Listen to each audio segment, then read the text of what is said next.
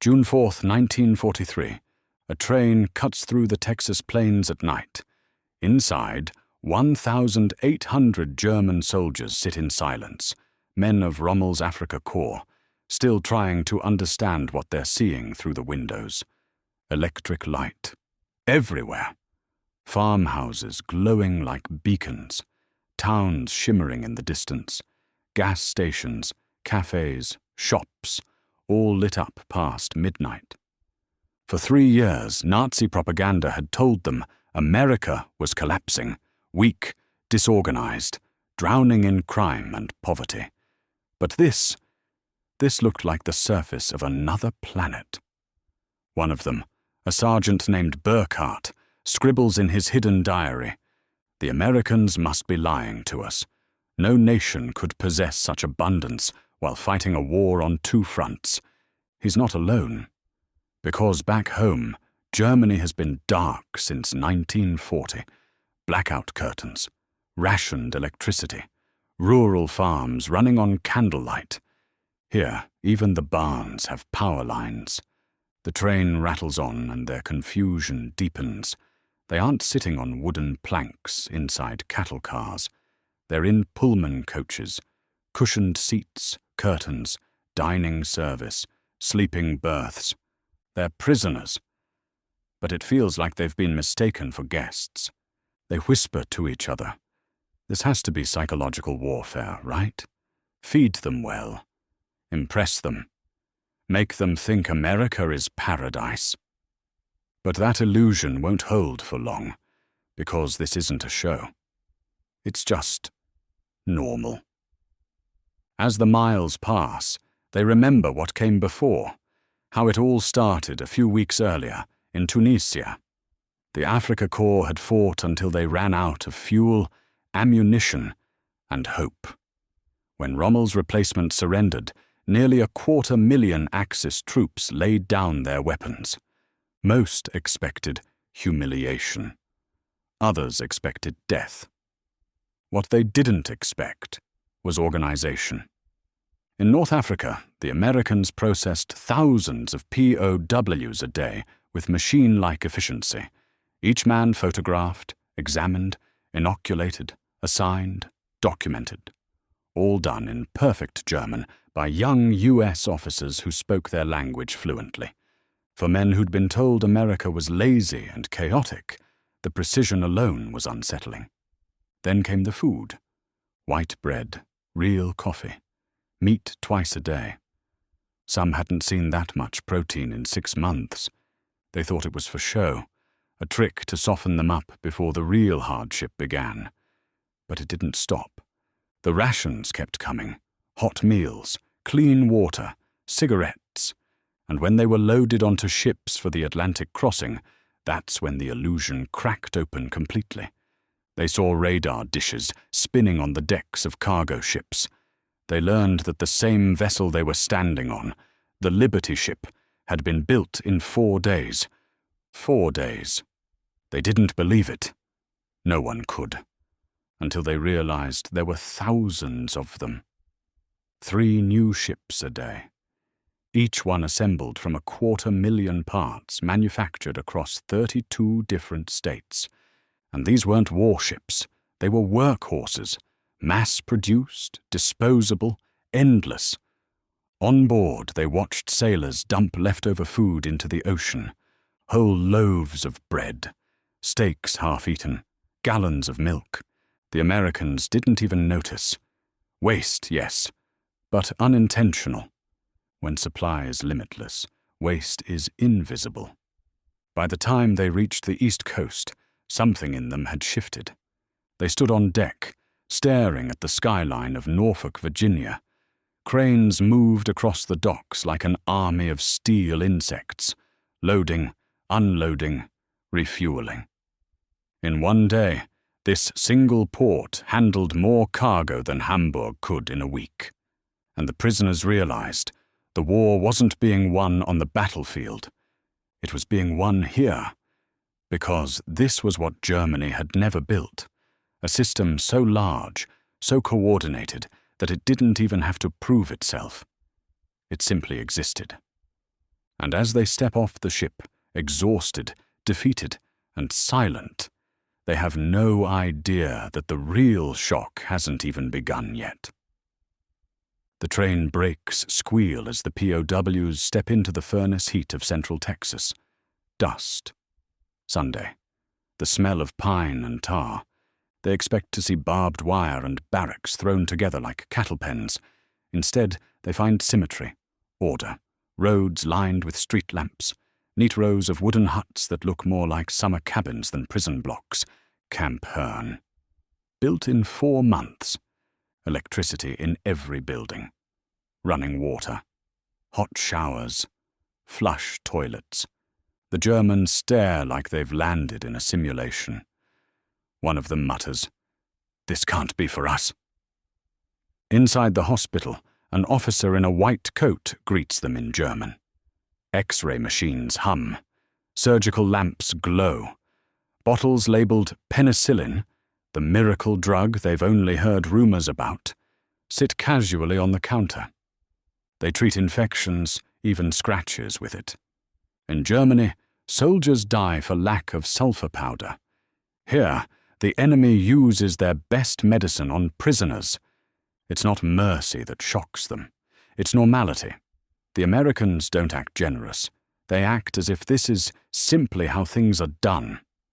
Then comes the food. Rows of men shuffle through a spotless kitchen and see mountains of ingredients. Fresh milk, eggs, butter, vegetables. Meat, real meat, on every tray. White bread baked that morning. One former hotel chef from Munich writes later, "We threw away more food in a day than my family saw in a year." And it's true. Regulations require 10% overproduction to make sure no one goes hungry.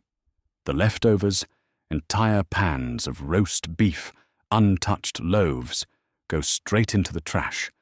The smell of it in the bins makes some of them sick, because that smell isn't just food, it's proof.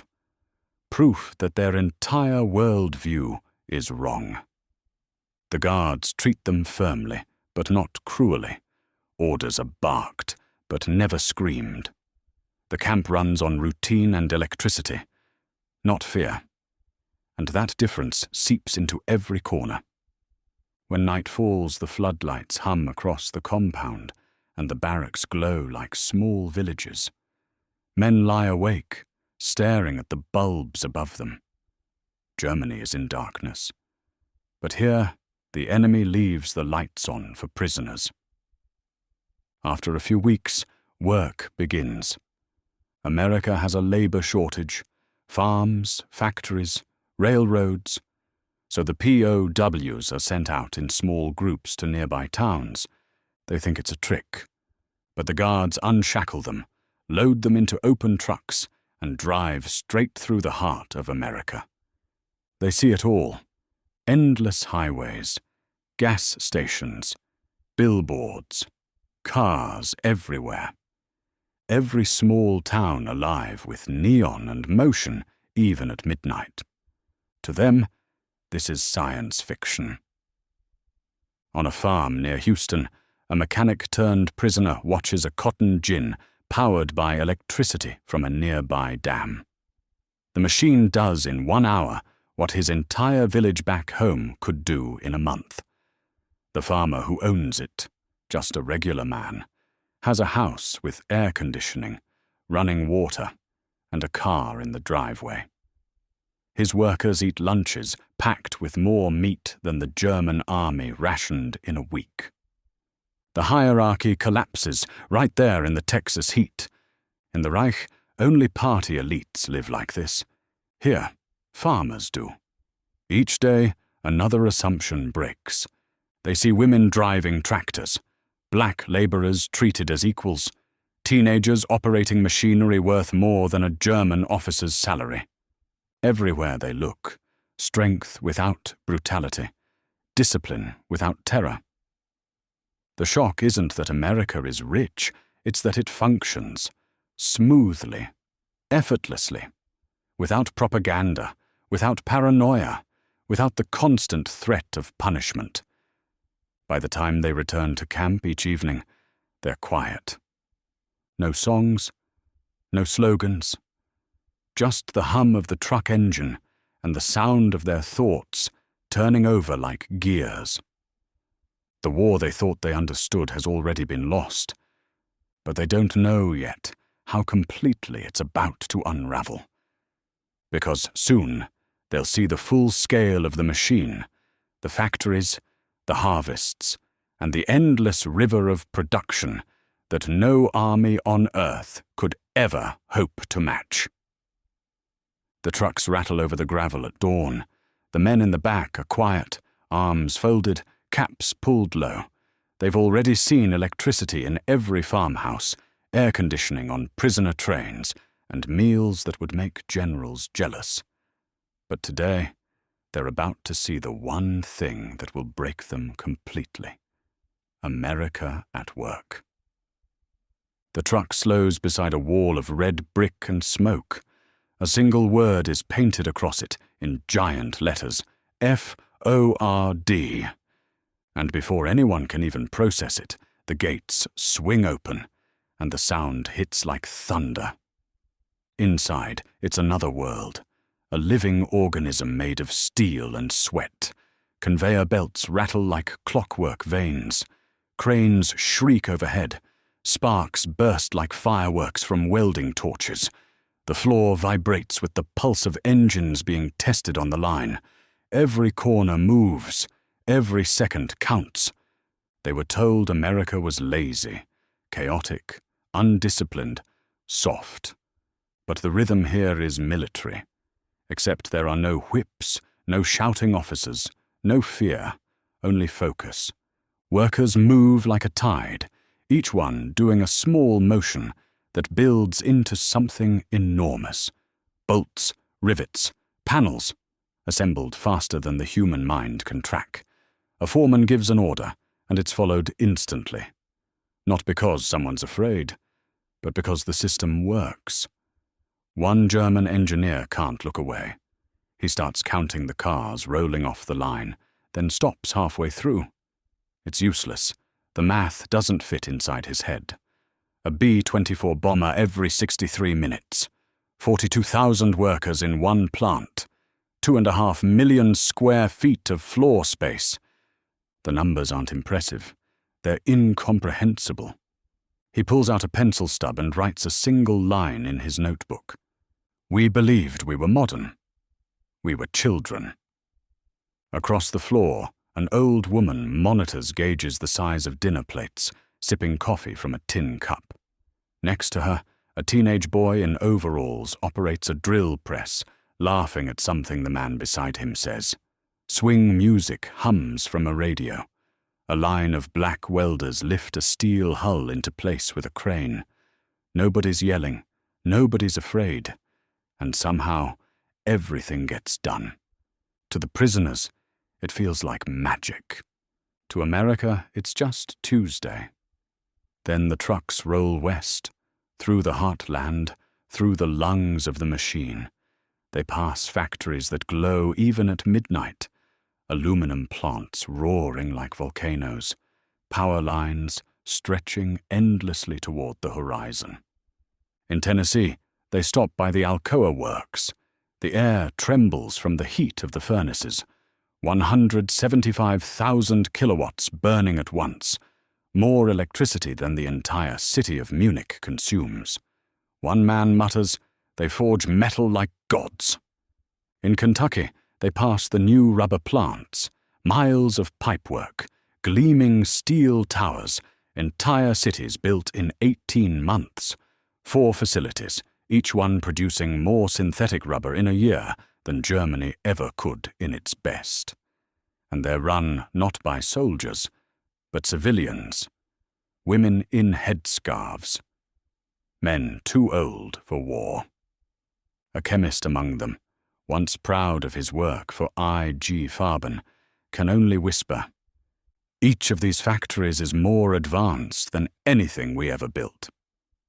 And there are dozens. The trucks keep moving. The landscape opens up, flat, endless, golden. Kansas. Wheat fields stretching to the horizon like oceans. A single combine harvester crawls across the plain, its blades glinting in the sun. The farmer inside waves. The Germans watch as the machine swallows acres by the minute, grain flowing like water into its tanks. They do the math again. 1 machine equals 100 men. A 16-year-old boy drives it. When they stop for lunch, the boy's father walks over, offers them sandwiches, meat, cheese, white bread. Ordinary food, but the way he shares it, with no fear, no arrogance, makes it feel like a ceremony. Later that day, as they pass another trainload of wheat, one prisoner murmurs, "We fight for food," and they drown in it. The shock doesn't end there. In California, they reach the orchards. Rows of perfect fruit shimmer under the sun. Then bulldozers move in. Oranges, peaches, plums, dumped by the ton into pits. Perfectly good fruit destroyed to keep prices stable. The smell of citrus hangs heavy in the air. It's the smell of something greater than wealth. Control. One man can't take it. He yells through the fence to the American foreman, "Send it to Germany! Our families are starving." The foreman shakes his head. Can't. There's too much. Too much. 2 words that shouldn't exist in wartime. 2 words that spell out the truth the prisoners can't unlearn. This war was lost long before the first battle began, because you can't defeat a nation that has mastered scale. A nation that treats abundance not as a privilege, but as a baseline. That night, back at camp, the barracks glow under electric bulbs. The men lie awake, replaying the sights in their minds, the humming factories, the endless fields, the laughter of workers who don't fear their bosses. They came to America believing cruelty created strength. Now they're seeing something else entirely. Strength born from freedom. And as winter approaches, that quiet realization will start turning into something even more dangerous for the ideology they once served. Admiration. Winter settles over the camps. Frost curls along the barbed wire, and smoke drifts from the chimneys of the barracks. The men have stopped talking about going home. They've stopped talking about the war. Now they talk about what they've seen. Factories that never stopped running. Farmers richer than generals. Workers driving 2 cars. America hasn't just beaten them. It's made their entire belief system look ridiculous. But the most dangerous blow isn't industrial. It's human. It starts quietly, with letters. A guard hands one soldier an envelope from the Red Cross, his wife's handwriting.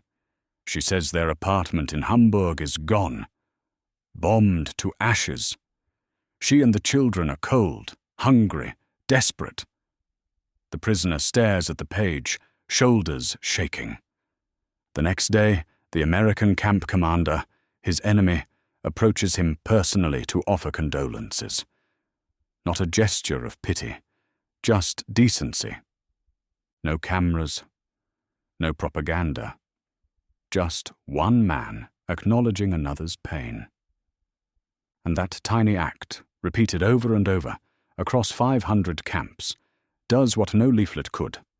It cracks open the emotional armor of men raised to worship strength and despise compassion. Then Christmas comes. Church choirs from nearby towns show up outside the fences, singing German carols.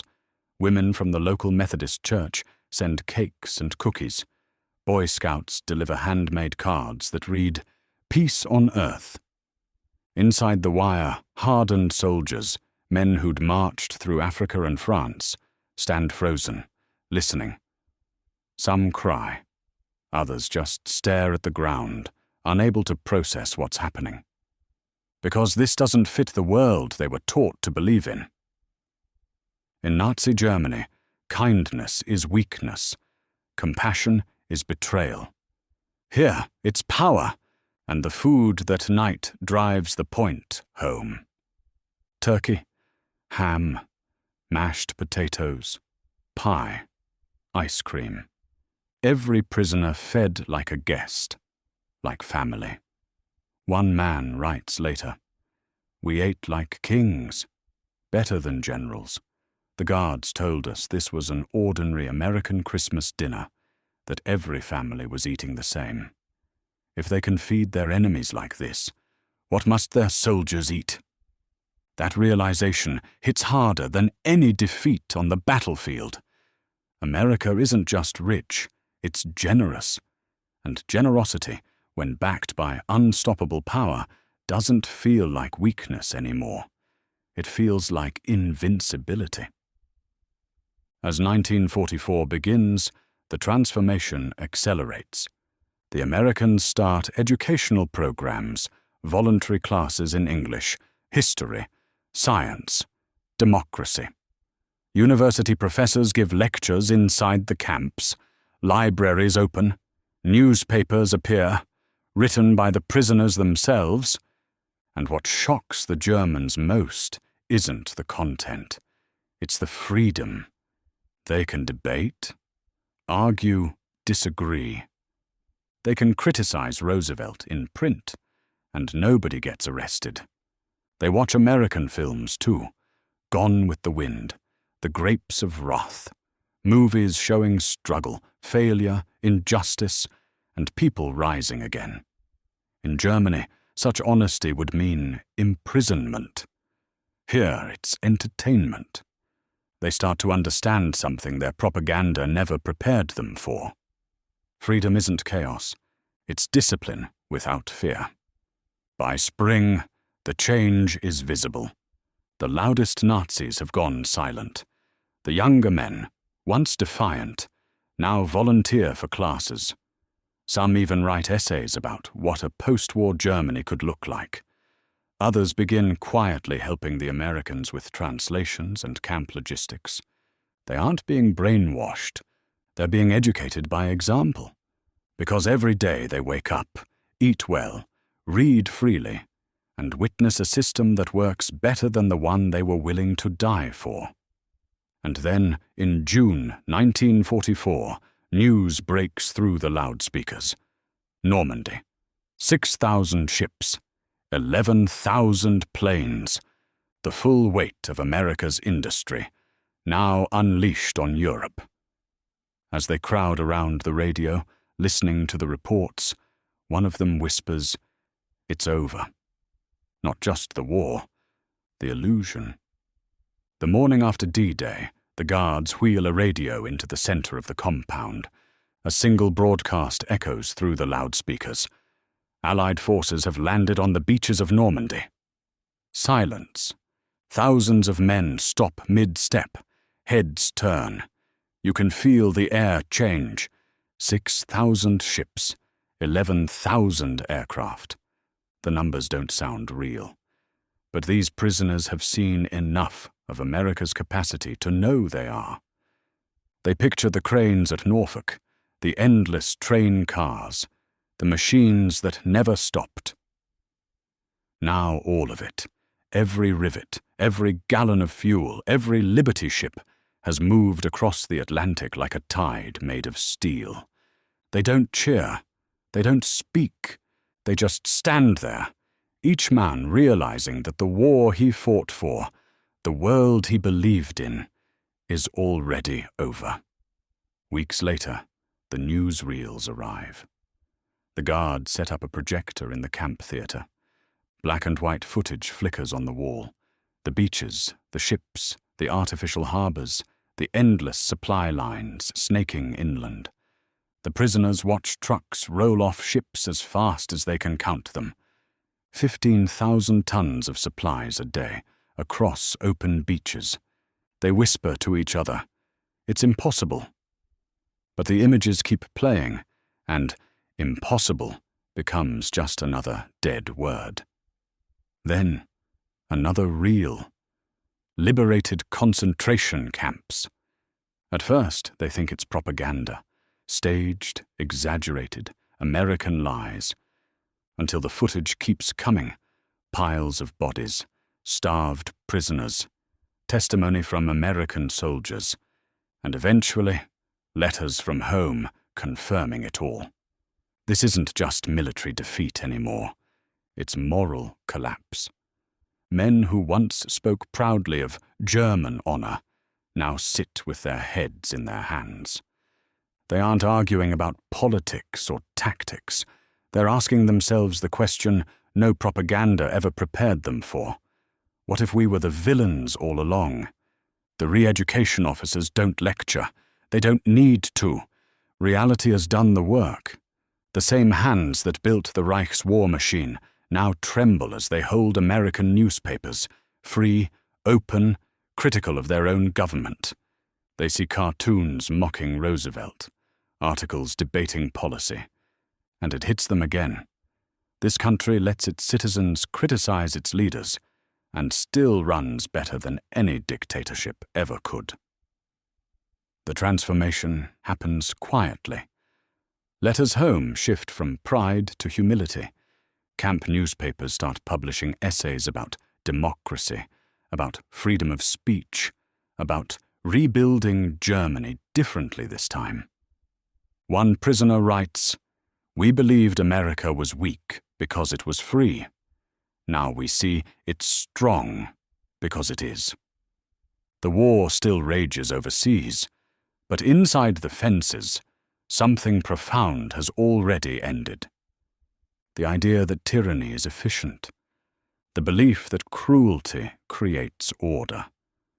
The myth that obedience equals strength. By 1945, the same men who once swore oaths to Hitler are asking for books on American farming, factory management, and political science. They don't just want to survive. They want to understand. Because the secret has become undeniable. America's true weapon isn't the bomber or the tank. It's the system that built them. A society that functions without fear, that feeds even its enemies, that wins by example rather than extermination. And as the final winter of the war melts into spring, these prisoners, once soldiers of a totalitarian empire, are beginning to think about what happens when they go home, about what kind of country they want to build from the ruins. Not a new Reich, but something closer to what they've seen here, beyond the wire. Spring 1945.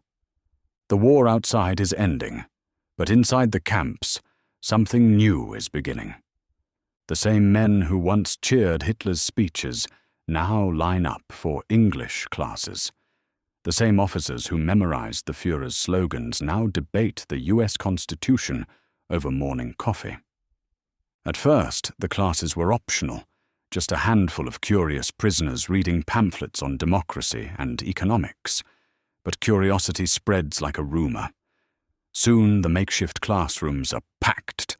Chalk squeaks against blackboards as professors from American universities, Stanford, Chicago, Yale, walk the same dusty floors as the men who tried to destroy their country. They teach mathematics, physics, political theory. And the Germans, disciplined, intelligent, humbled, soak it in like dry ground after rain. What shocks them isn't the material, it's the tone. The professors speak openly, disagree with students, laugh at their own government. There's no fear in their voices, no party line to protect. One former officer writes, "They debated Roosevelt in front of us, mocked him even." In Germany, that would mean prison. Here, it was Tuesday. The same openness filters into the camp newspapers. At first, they print harmless pieces, sports results, cooking tips, poems about home. Then, almost naturally, the content shifts. Editorials appear about justice, about equality, about rebuilding Germany without the arrogance that destroyed it. And no one stops them. Freedom becomes the re-education. It's not something handed out, it's something they experience. Even the camp cinemas become classrooms. They sit in the dark watching Gone with the Wind, The Grapes of Wrath, Mr. Smith Goes to Washington. They see struggle, corruption, redemption. They see a country that exposes its own flaws in front of the world and grows stronger because of it. In Germany, they'd been taught that admitting weakness was death. Here, admitting it was how you evolved. Then one day, the guards bring news. The war in Europe is over. The Reich has fallen. Hitler is dead. The prisoners don't cheer. They don't speak. They just sit quietly, staring at the ground. Because the question that's haunted them for months now stands naked before them. What comes next? For some, it's guilt, unbearable and immediate. For others, it's purpose. They've seen what a functioning democracy looks like, not as propaganda, but as lived experience. They've watched it feed, educate, and forgive its enemies. And they realize something extraordinary. They've been given a blueprint. Soon, American officers begin organizing pre-repatriation training, classes in modern agriculture, factory management, civic responsibility. The prisoners learn how to run supply chains, how to increase yield, how to vote. It's surreal, being taught how to rebuild the nation that tried to conquer the teacher. But it works, because for the first time in years, these men aren't being told what to believe. They're being shown how to think. As 1945 closes, trains begin to roll again. Not filled with soldiers marching to battle, but with men carrying notebooks, English dictionaries, and hope. When they left Africa 2 years earlier, they were warriors for a dying empire. Now, as they head back across the Atlantic, they're something else entirely. Students of freedom. And when they reach Germany, rubble stretching as far as the eye can see, they'll be the first to say the words no one back home is ready to hear. We lost more than a war, but we've seen what can replace it. The ships glide into ruined Europe. Smoke still rises from the coastlines, bridges hang in pieces, cities look like skeletons of stone.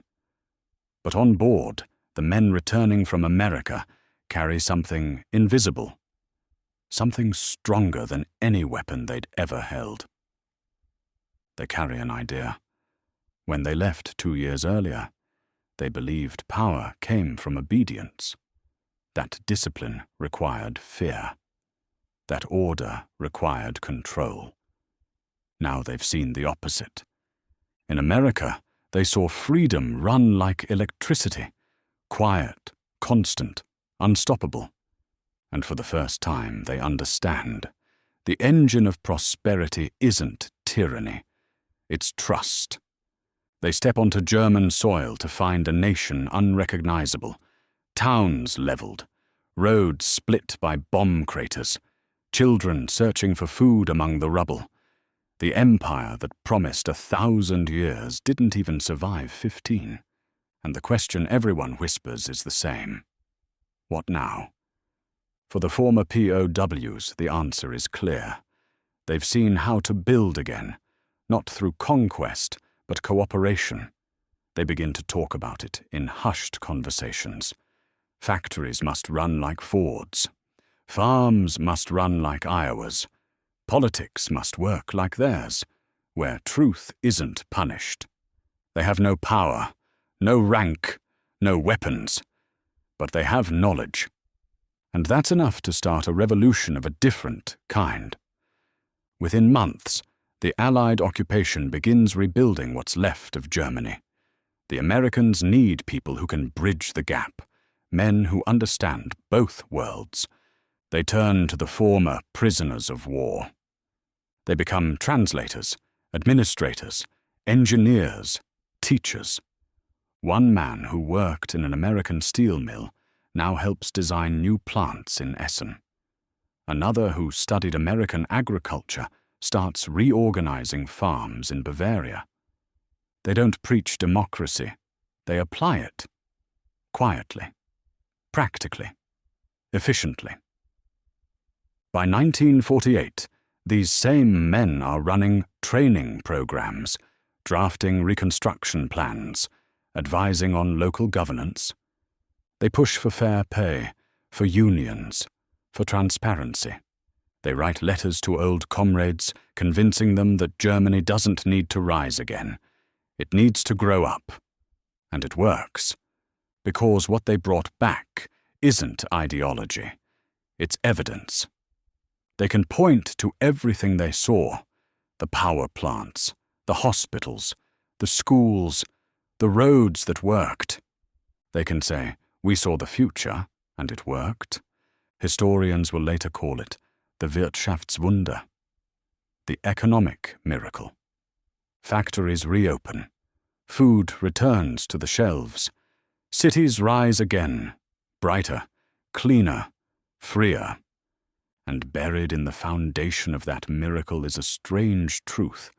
Part of it was built by men who once fought to destroy the system that inspired it. Decades later, when asked how such a transformation was possible, one of them, a former officer named Hans Kroll, says it simply: "We learned that prosperity comes from freedom, not conquest." He's not exaggerating. Many of the former POWs go on to become mayors, diplomats, business leaders. Some even return to America, this time as allies, trading partners, friends. They write memoirs filled not with bitterness, but gratitude. They speak at universities about how democracy survived the war stronger than fascism ever could. And the irony is inescapable. The Nazis lost the war.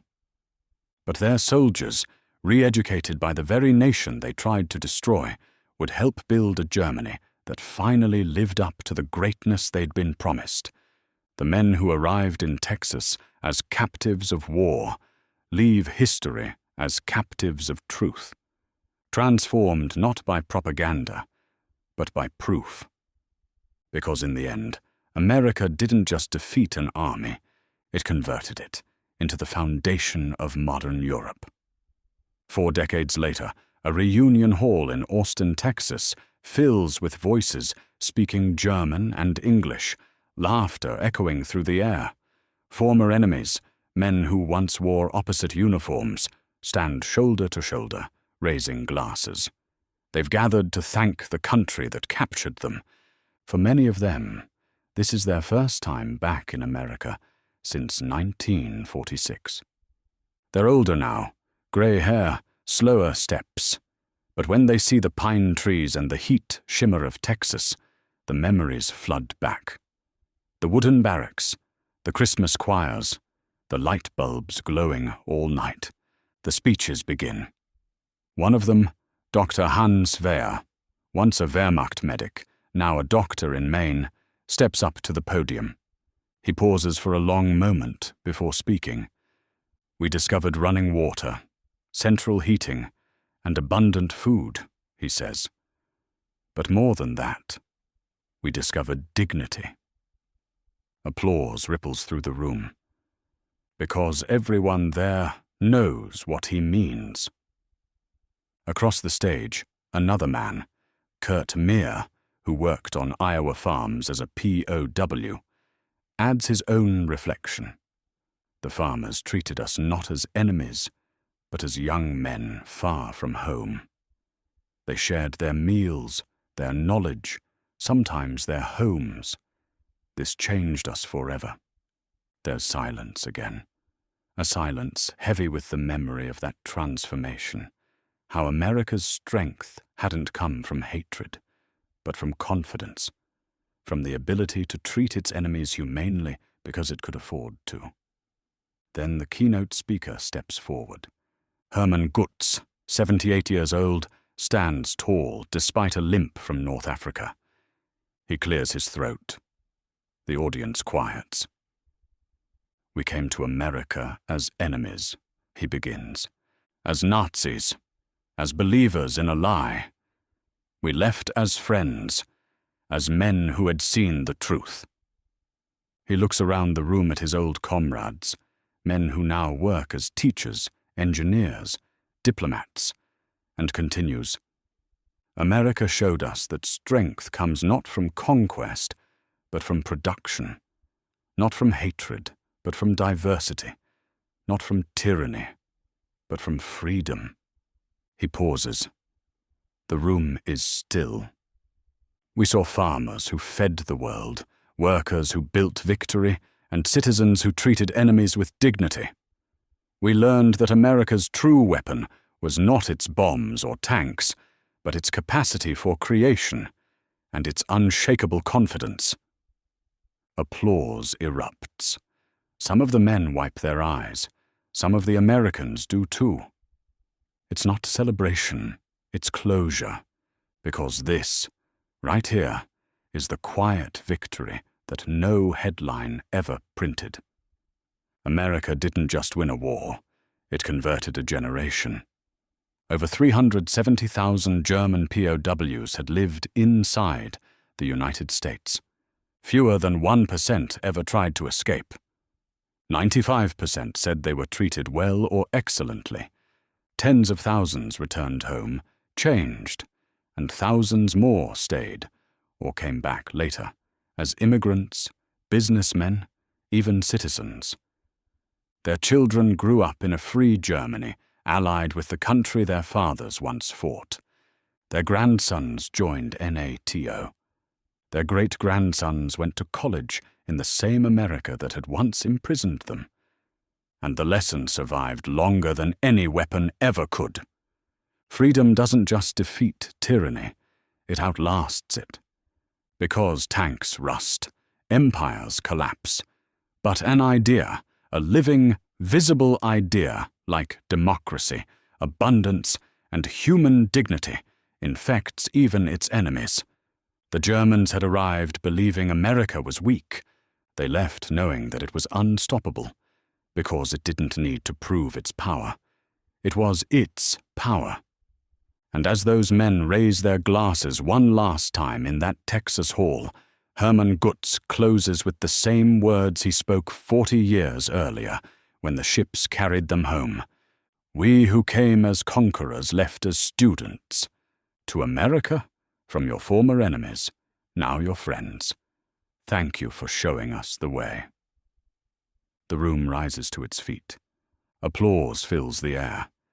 And for the first time, the sound of victory doesn't come from a battlefield. It comes from forgiveness. Back in Europe, the story of the German POWs who saw America up close becomes a kind of quiet legend, one no textbook really explains, but that echoes in every rebuilt street and factory. The war is over, the borders redrawn, but the transformation that began in those Texas camps keeps rippling outward. The men who return are different. They don't come back with slogans or bitterness. They come back with systems in their heads, assembly lines, crop rotations, supply chains, the hum of efficiency they can still hear when they close their eyes. They've seen a world that works, and they can't unsee it. Many of them step straight into the rubble and start building. They repair power stations using American-style redundancy. They organize small local councils on democratic lines, remembering how even the camp newspapers let them speak freely. They push for cooperatives, unions, and vocational schools. Some are mocked at first. "You've gone soft," people say. "You sound American." But within a few years, when their farms produce double the yield and their factories restart faster, nobody's laughing. It doesn't stop there. As West Germany forms under Allied supervision, the quiet influence of these men becomes structural. A few become advisors. Some enter politics. Others teach the next generation. Hans Kroll, once a prisoner in Camp Shelby, becomes ambassador to Washington. Walter Hallstein, who taught classes in his POW camp, ends up shaping the European Economic Community, what will one day become the EU. Even Edward Ackerman, who shoveled coal in Nebraska, helps modernize post-war agriculture across Germany's north. Every one of them brings home the same revelation. Prosperity isn't built on domination. It's built on collaboration. By the 1950s, the world calls it the German economic miracle. Factories roar again, cities shine, wages rise, exports explode. But behind that miracle lies an invisible inheritance from those American camps: efficiency without cruelty, pride without arrogance, order without oppression. And quietly, the bond between the two nations, once enemies, starts to turn into an alliance. The Marshall Plan arrives, rebuilding what bombs had erased. NATO follows, tying the fates of the two former adversaries together. The sons of American GIs and the sons of former German POWs serve under the same flag, guarding the same Europe they once fought to destroy. That's America's final triumph in this story. Not the factories or the firepower, but the idea that democracy could take root even in the soil of its enemies. Because when those men looked at America, they didn't just see abundance, they saw possibility. They saw what happens when a nation trusts its people, when power is shared instead of hoarded, when freedom fuels discipline instead of chaos. And that idea, the one born in the glow of a Texas light bulb, did what empires never could. It outlived the war. It outlived the ideology that started it.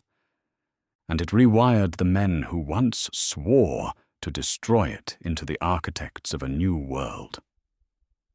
Their story doesn't end in surrender. It ends in understanding.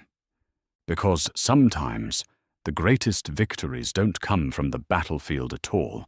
They come from the moment your enemy sees what you are and quietly decides to become it. The war is long over now. The men who once filled those trains and ships have passed into history.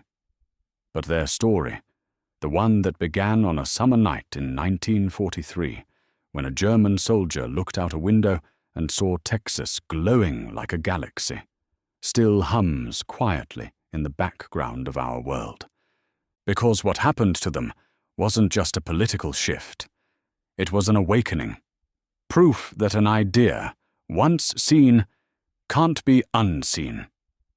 Those lights across the plains meant something. They weren't symbols of wealth or victory. They were proof of a civilization running on confidence, on the belief that progress could be ordinary, that abundance could be shared, that even enemies deserved dignity. And that belief, passed like a spark from captor to captive, became the bridge between two worlds. The men who returned to Germany carried the blueprint of that light. They built cities that stayed on through the night, hospitals that healed instead of punished, schools that encouraged questions instead of obedience. They raised children who grew up believing that democracy wasn't weakness, but strength that didn't need to shout. You can trace it all the way to the modern day, to the alliance between America and Germany, to the factories, universities, and trade that bind them now. That connection, the one forged behind barbed wire, outlasted every speech, every bomb, every ideology. Because in the end, the true power of the United States wasn't measured in tanks or tonnage, but in how it treated the defeated. The POWs came expecting cruelty. What they found instead was competence, mercy, and the quiet power of ordinary prosperity. That's why, when they went home, they didn't rebuild the Reich. They rebuilt civilization. And it all started with one train window. A soldier looking out at an America that shouldn't have existed, lit up abundant, impossible, and realizing that the world he'd been taught to believe in was a lie. That's the moment the myth died, and from its ashes came something new, something brighter. Because sometimes the most devastating truth you can show your enemy isn't a weapon. It's the light left on after dark.